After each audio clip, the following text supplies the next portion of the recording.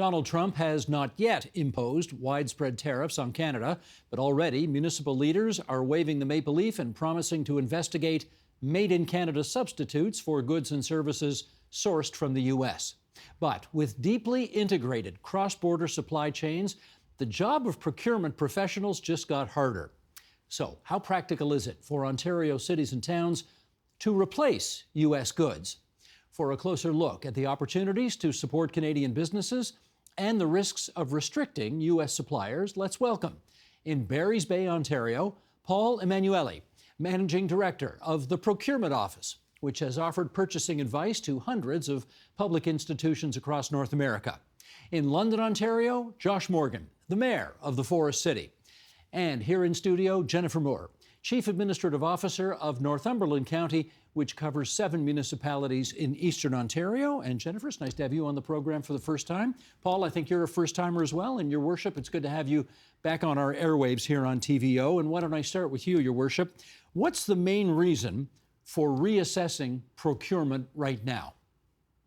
I'd say there's 2 reasons. One is to have a really good understanding about where we're procuring from, how well we're procuring both locally and from Canadian sources, but as well as to prepare for any sort of changes to the rules that might happen, whether that's changes to interprovincial trade barriers, changes to the provincial rules that oversee how municipalities do procurement, or even the renegotiation of international trade agreements. For us to have a really good understanding about how we procure, where the restrictions are for procuring local, will allow us to feed that back up through the chain to our federal counterparts in preparation for any sort of significant renegotiation of any trade agreements. And let me do a quick follow-up with you. Have you directed your staff or your council or the people you have to deal with on a daily basis to take that extra step, to buy Canadian, to procure Canadian, that kind of thing? Yeah, so all we've done so far is ask our staff to do an analysis of our procurement policy with the idea that we would like to ensure that we can shift towards buying Canadian and local where we can. It's already expected that we're doing a lot of that already, but I've also engaged with the other major procurers in our city, educational institutions, hospitals, school boards, to ask them to take a review and a look at their policies, which they've agreed to as well. At this point, again, we tend to procure a lot locally, but I think we just need a greater understanding about exactly what we're doing, and that's why we've ordered and directed the review, and that review is happening and should be reported back soon. Gotcha. Jennifer, how about you in Northumberland County? Are you reassessing? Absolutely. We've started to look at where we purchase. We actually purchase most of our products from Ontario, Canada, or local. About 1% of our supplier database is directly from the U.S. So it's a fairly small portion, but we're looking at some of our major projects and assessing those. Capital is where we have our biggest concerns, and looking at some of the inputs that'll go into those projects and whether or not the affordability will still be there for some of our projects. So balancing that and looking at what the cost impacts might be if we see some of the tariffs. And a follow-up for you. I think you need to give, or let's give our listeners and viewers a sense about what Northumberland County purchases. So when you're reassessing procurement, what are we talking about? We buy a very wide range. So everybody thinks about our capital projects. We're paving roads, we're buying asphalt, we're buying steel for bridges, we're looking at housing developments, but we also buy food for our long-term care home. We buy supplies, healthcare supplies for our paramedic department. We buy office supplies. We purchase a huge range of goods and services, and they vary greatly. Some of them are quite unique. Some of them are standard that you might buy in your house, and it's a pretty broad range, and they come from our supplies come from all over. Any guess at a dollar figure? Our budget for this year is about $230 million. That's real money. So it is. About $58 million is our capital over the next couple of years, and that's really where we're focusing our biggest look at risk for tariffs. Gotcha. Paul, how difficult is it for procurement officers now across this province who, for understandable reasons, are being asked to rethink how they do their thing? Well, I'll give you just one example from this morning, Steve. I was looking at the retaliatory tariff schedule that the federal government just released this morning. It's a 170-page document. It has over 2,000 categories with multiple subcategories within it of products that now are facing a 25% tariff, that we're feeling immediate pressure in every contract that's being managed across the Canadian public sector to deal with this price volatility. So these are real and present disruptions to government activities that we're feeling in real time. You give advice to customers not only in Canada, but I presume clients in the States as well? We work exclusively for the purchaser side, predominantly almost exclusively for government bodies. We don't advise suppliers, and our practice is from coast to coast across Canada, and we do some international work for public institutions more globally as well. That's right. What do you tell people to do right now? On the procurement front, as far as retaliatory bans to U.S. products, we're recommending that everyone hold the line and not escalate this trade war. We need to de-escalate it because of the unintended consequences and complexities that will be created by imposing Made in Canada requirements in our projects, in our tendering processes. Further, we're recommending brace for impact because of the price volatility we're currently feeling because of the retaliatory tariffs being imposed by our federal government on day-to-day contracts that we're currently acquiring under. Your Worship, what does brace for impact look like in London? Well, it means a number of things, but first and foremost, it means understanding the complexity of the supply chain. I'll give you an example of something that through conversations I've had with our procurers, the companies that we procure with, something that's come up. We build a lot of roads, sewers, reconstruction of basic municipal infrastructure. I spoke with one of the contractors who does major sewer projects for us. They said one of the main impacts they would have is the pipes that they put in the ground are made in Canada, but the resin made to produce those pipes is pretty much only made in the US. And so, we can say, well, let's not buy the pipes, but the pipes are technically generating Canadian jobs and economic activity here. But there's a component of those pipes that could, if tariffed, actually increase the cost for everybody. So we're trying to do a deep level dive into, the second level of how this could be impacted, because one of the things we want to do is provide feedback to the federal government on what to counter tariff and what not to counter tariff. As was just mentioned, there's a long and complex list. We need to be able to be in a position to give feedback to say, we don't have anywhere else to go for this product. If you tariff it, all you do is raise costs on Canadians, and we probably buy it anyways. So if we can be as strategic as possible with any sort of counter tariffs that are considered, so that we're only really counter tariffing things that are true Canadian or international alternatives for, that would be preferable. But that requires a deep level analysis to even get it close to being able to provide that feedback. Mm-hmm. And what's your budget in the City of London every year? Our budget is about $1.3 billion, including the boards and commissions, and our capital plan just for the municipality is about $200 billion. And given how you just described the complexity of trying to figure out what's a Canadian product and what's an American product and what's both, do you have a sense about what percentage of your budget is Canadian versus purchased down south? We have an initial assessment of our general procurement, the things we buy. It's over 60% local and regional. It's probably up in the mid to upper 90s Canadian or Ontario Canadian generally. But there are portions of our budget that would be US based, but that's only a high level analysis.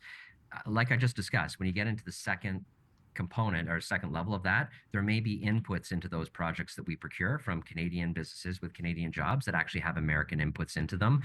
So that's how complicated this can get. And that's why I think, as was mentioned, a really slow, steady, thoughtful analysis about what to do and what not to do is here. Because, technically, there's an American company, but that has a plant here in my city, and it's employing Londoners doing a job and producing products that are produced here. That's doing something to that company is only going to hurt those local jobs. So it's not just about what we procure, it's about who's making them, who's employed, and what jobs we're protecting as well. Paul, boy, is that a good example of how this gets complicated, eh? Very, very good example. I'll give you another one, Steve. I was just doing some back of the envelope math today, looking at one of the categories in the federal ban list, well, not the ban list, the tariff list, rubber tires, all sorts of rubber tires. And I did some quick math. The extra cost of a tire change in all the school buses in Ontario would run the taxpayer over $20 million, just the tire change, because of the extra levy. So that's real money being drawn out of the municipal tax base that goes to school bus transportation services. And that's just one of thousands of examples out there. Well, let me pluck this off your website, Paul, because you published this yesterday, which speaks to the complexity of what we're discussing tonight. Sheldon, you want to bring this up, and I'll read along for those listening on podcast. Here's Paul Emanuelli writing from the Procurement Office. How would we establish that a company is Canadian? Would a physical presence operating on Canadian soil be the test to qualify as Canadian?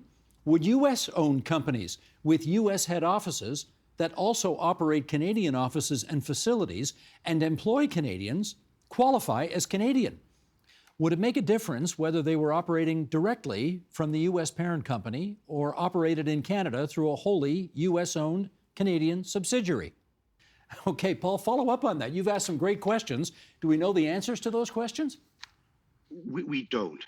In one municipality that's rushed forward with a Canadian content set of rules, I was going through their rules and conducting an analysis and considering ambulance purchases. And if you look at a Canadian-owned company that manufactures ambulances but has the final assembly in the United States, they may not be Canadian enough in that test. They may be too American if more than 20% of their workforce is in the US at the assembly plant. So the unfortunate unintended consequence, which is perfectly foreseeable of these kind of rules, was that the Canadian company will be disqualified. And I looked it up. They do manufacture ambulances in China. So the Chinese bidder could win that, and we'd end up buying ambulances from China while disqualifying the Canadian company because they were too American. Oh, my goodness. Jennifer, in Northumberland County, does it get this complicated as you try to figure out what's Canadian and what isn't? Absolutely. Everything that we look at, it has so many different components to it. And we even look at what we're doing with our own vendors and looking at our local economy and trying to encourage that buy local. But many of them, they might just simply retail, and we want to keep those jobs as well in our local community. So even for our small purchases, there can be a big multiplier effect if we were to stop buying anything with that American component. We see heavy equipment, and there's places where we need certain things. And Paul gave the example of an ambulance.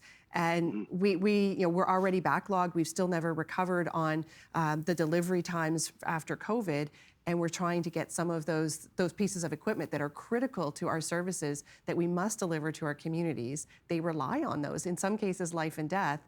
And we can't disqualify something because it has a certain percentage of an American component, or we might not be able to deliver that service, and it could be quite critical if we don't buy those products. Mayor Morgan, you're the one politician on our group today, so I want to ask you about another politician's recent speech. I suspect you saw Jean Chrétien speak at the Liberal leadership on Sunday, where he sort of jokingly suggested we should put up Donald Trump for the Order of Canada because he's done such a good job unifying Canadians, admittedly against him. But let me pluck a serious question out of that, which is, should we give Trump some credit for the fact that Canadian municipalities and businesses and people in general are now starting to think about an issue, namely Buy Canadian, in a way that we haven't before? What do you think? Absolutely. I've actually said this a number of times in some speeches I've given in the city here. I think Donald Trump and the external threat he's created has been a very positive force on Canadian unity and the ability of not just governments, but governments, business, citizens to all kind of pull together in a common direction, setting aside political differences of opinion. I mean, look at the conversation happening about interprovincial trade barriers, just as an example. This is something that has been decades of different politicians trying to pick at. And it seems it has become a much simpler conversation simply because of an external threat that Donald Trump has created. So, we're going to get through this challenge over some period of time, one way or another. If we can harness the good that has come from the unity, because we were a country going down a very strong path of division, much like the United States. And this has been a very unifying factor. If we can keep that as a center for us moving forward, we have so much potential once we get through this crisis to really collaborate and build a country that I think is going to be much better than it was before this threat came in the first place. So that's my optimistic silver lining on all this challenge that we have before us. How about it, Jennifer? Do you see the same silver lining? Absolutely. I can see our community pulling together. I can see a lot of people looking at products that maybe we hadn't thought about manufacturing locally or offering locally, and looking at ways that our economic development teams can be part of this procurement and actually supporting our local businesses and saying, what have you not been building? What can we offer locally? How can they ramp up production and broaden their markets? It's a great opportunity for those businesses to really expand what they can deliver. Having said all that, Paul, would it still be preferable if the president just simply stopped all this tariff nonsense and we could actually get back to a saner way to do business?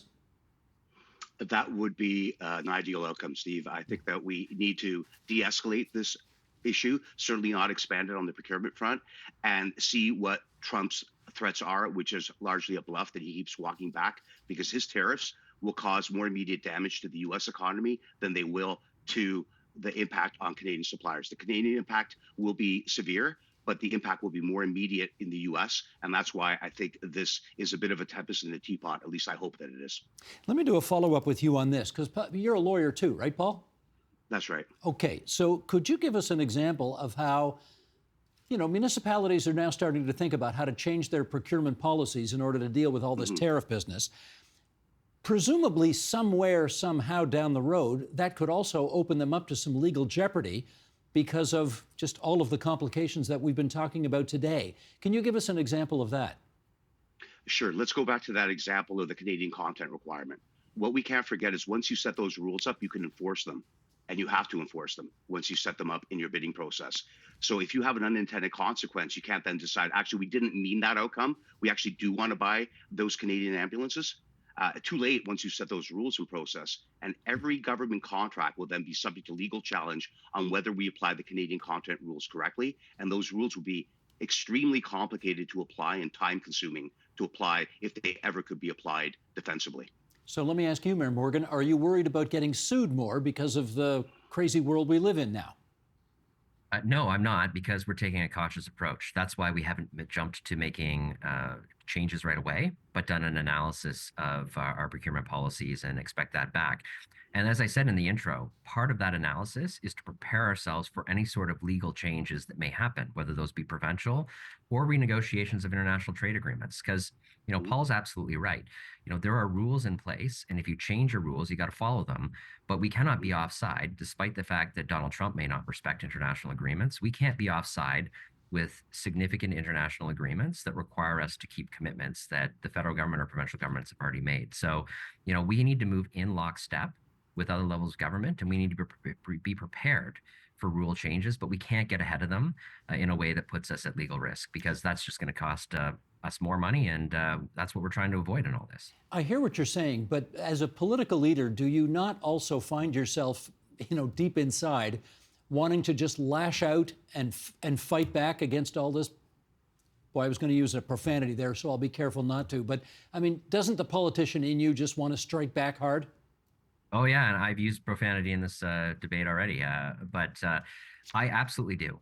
But Canadians are already doing that, right? I was in the grocery store the other day, and I saw a mother and a child, and she was showing the child the label to show where the product came from. Like that sort of thing is just fundamentally changed the way that we approach consumerism here. And so I think we're fighting back on an individual by individual basis here.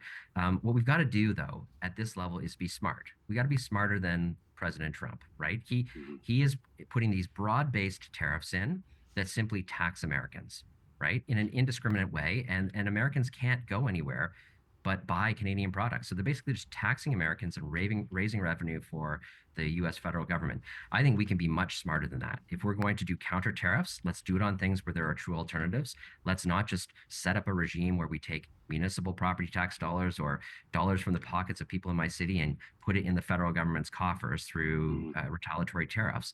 Let's actually try to do something that makes sense and be smarter than what the U.S. administration is doing. Jennifer, let me ask you about that as well. You're the chief administrative officer for the town. You're not elected, but you're dealing with elected officials every day. Do you find yourself having to talk them off the ledge from wanting to lash back hard against Trump? I think we've had some really productive discussions, but like they're having in London, same sort of thing. We want to take a very intentional approach to this. We don't want to jump too quickly. We want to make sure that we set any policies or any procedures that we change. We want to make sure that those are things that we can enforce and they don't have any unintended consequences for us either. I think what it is it's getting a much smarter, more aware population, and we're doing the same thing. When we go in the grocery store, we're looking at where we're purchasing, and now we're asking our staff to do the same thing. And it's that conscious awareness of where we're buying the goods and services we have at the municipality, same as the consumers, and it's really crossing over. And I think staff want to do that, and our politicians want us to do that, but we're not getting too crazy about it. We're trying to be very deliberate, very intentional, monitoring each step that we take, and looking at what those consequences will be. Well, Paul, humor me for a second. What if a chief administrative officer from some municipality in this province called you up and said, look, I can't stand what Trump is doing right now, and I want to hit back hard. Paul, make me a list of things I can do so that I can absolutely smack this guy right across the face. What would your advice be? My advice would be to calm down. That would be the first thing I would recommend. They don't want to hear that, Paul. They want to hear how you can help them smack him. I'm not that kind of lawyer who tries to incite disputes. We have a lot of work to do, and we're trying to get contracts done to support public services. And so what we need to do is hit the brakes, as in this discussion, in a truly Canadian fashion. We're arriving at a well-reasoned consensus that we need to proceed with caution and be very deliberate and rational in our decision-making and how we respond to this crisis. You know, Mayor Morgan, you may find yourself in a situation where, in order to buy Canadian and prefer Canadian goods and or services, you might have to spend more than you have in the past if you can no longer source those goods or services in the United States. That's a conundrum for somebody who's trying to keep tax rates down. How do you handle that? That's engaging with our provincial and federal counterparts, right? If we're going to, and let's step back for a second. Let's say our capital plan, our $200 million capital plan, gets $25 million more expensive. If we pull back on that capital plan, we're basically pulling back on an economic injection into our community, the job creation, building the roads and the sewers and the community centers that we know we need at a time when we probably shouldn't be because the economy is under threat. So how do we absorb that? Property taxes is not the way to do that. But if the federal government is filling up coffers because they're taking in counter tariffs, there is money at play here that can be partnered with municipalities and say, let's maintain those economic injections. Let's talk about supporting that infrastructure plan together. And then let's proceed with what you've planned already without layering additional pressure on property taxes at the local level. Because remember, the counter tariffs will generate revenue for Ottawa.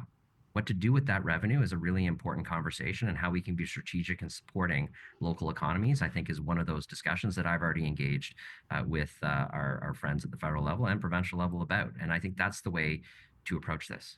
Well, let me follow up with you in this regard, because I take your point that all of you are trying to, keep calm and carry on, while at the same time show some strength in the face of these unjust tariffs. So give me a sense, Mayor Morgan, as to how you think.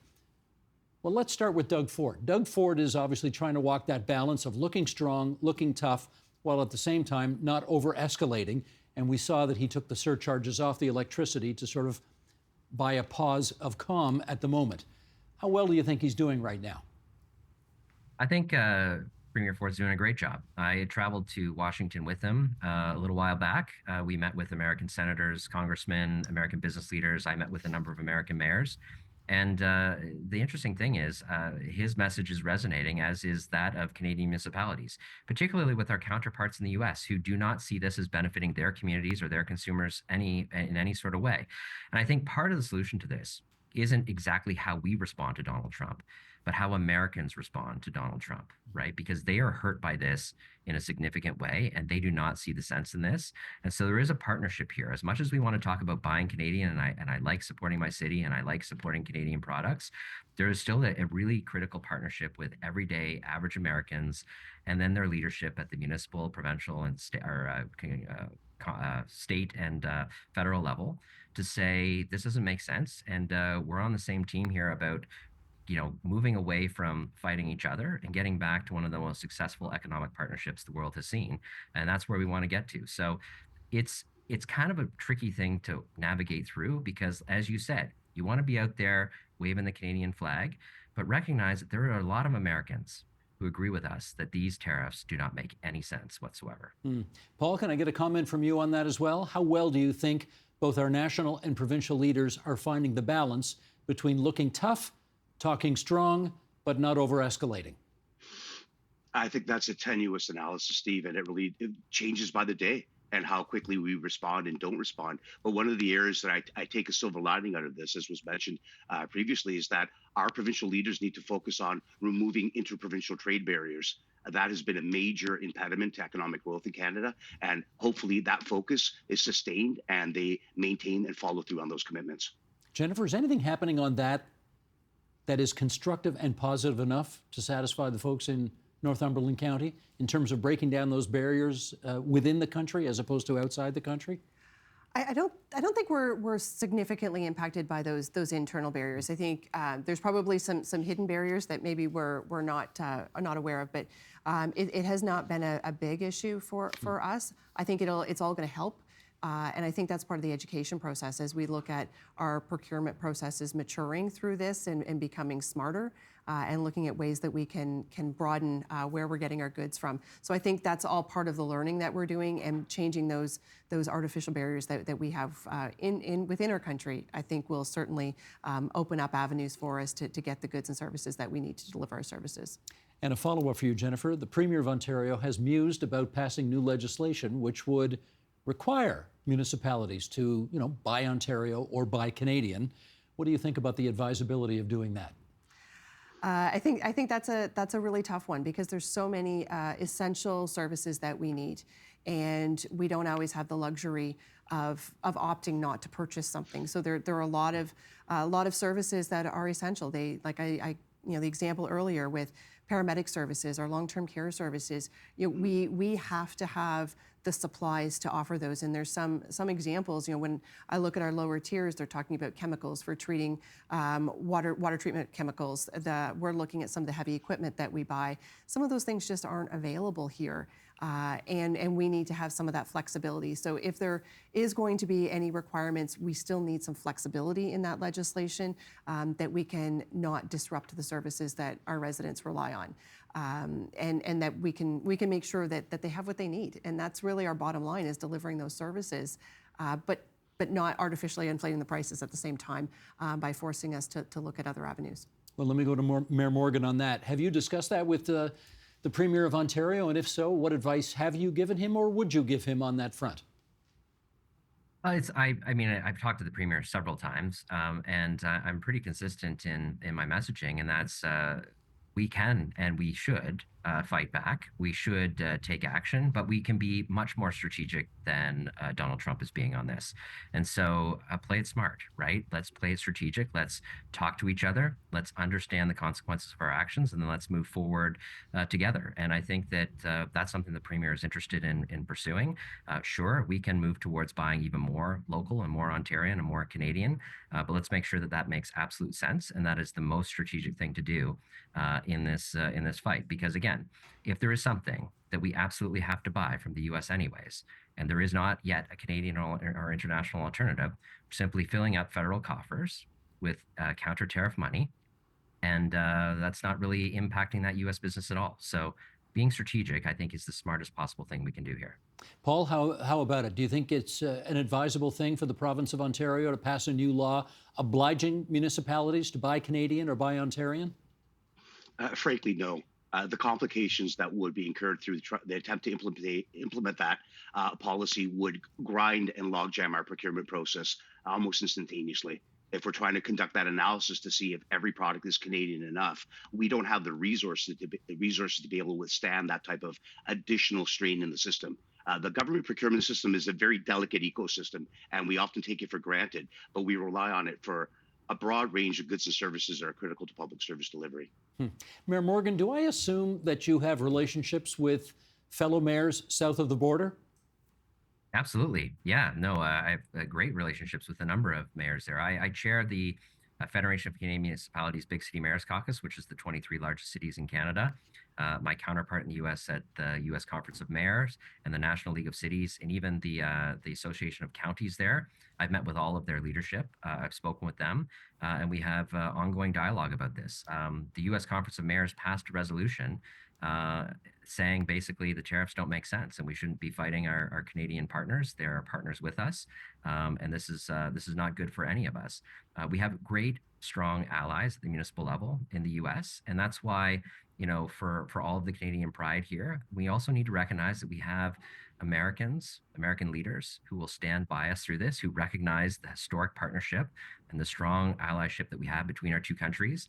And we're not going to let one person who happens to be the president throw all of that away. That being said, we need to prepare for the actions of that one individual. Will Americans work out the type of pressure that they're going to put from the bottom up on him? Let me put you on the spot here. When you have those late night phone calls with a mayor from a similarly sized city in the United States, and you two start talking about the President of the United States, what is your counterpart in America? How do they refer to the current president? Kind of depends if they're Republican or Democrat, but even the Republicans are very concerned about the tariffs. I will say there is a fear of repercussionary actions against their municipalities and their cities. They've seen the president be vindictive on political enemies. And so there is a relative fear of speaking up. And again, American cities, what always comes up is there are other executive orders that have greatly impacted the local level of government in the U.S. by restricting grants, freezing infrastructure funding, and they're working through those challenges as well. And that has created tremendous pressure on them. So it isn't great. I don't think the president has a really great impression at the local level because of a number of actions he's taken. We are focused on tariffs, but the Americans are focused on some of those other executive orders that have really impacted municipalities and their ability to provide those basic services in the U.S. In our last few minutes here, Jennifer, is this the new normal? Is this what your life and the life of your council is going to be like for the next 4 or 8 years? I think that we're used to being adaptable to whatever's going on in the broader community. So I think it's going to be a challenge. We are certainly still struggling with some of the repercussions after COVID, inflation, and getting budgets back in line. So this is going to be a real challenge for our communities. We've seen our levy tax rates this year be quite a bit higher than what we've seen in previous years. The impact of tariffs counter tariffs could certainly have a big dollar impact. If we're looking just at capital projects, some early analysis is a 1% or 2%, and that's a lot for our residents to have to see on their property taxes if we can't have supports from other levels of government to try and keep those projects going forward. We have to be nimble. I think a lot of the municipalities are accustomed to that. Our budgets are tight, and we're used to responding, but it's going to be a tough slog over the next few years. Paul, last 30 seconds to you. Are you advising your clients to buckle up and get used to this for the next 4 or 8 years? We're not looking that far into the future, quite frankly, Steve. It's too hard to predict. So we're trying to deal with the here and now. We have operational impacts. I was just speaking with the school board yesterday. Their suppliers are adding an extra 25% to a new order of supplies. They don't have that extra 25%.